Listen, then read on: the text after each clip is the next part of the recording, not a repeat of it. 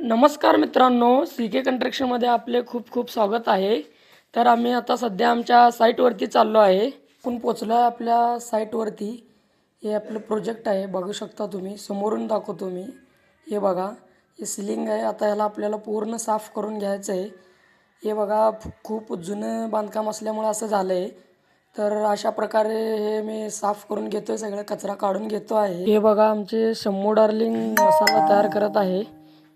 तुम्ही बघू शकता सिलिंगला पूर्ण माल मारून पट्टीमध्ये कट केला आहे. चाललो आहे थंड पिण्यासाठी बाहेर नाक्यावरती. त्यावरून परत येताना बघायचं एका गाडीचा टायर फुटला होता. आता संध्याकाळचे 6 वाजलेत मित्रांनो.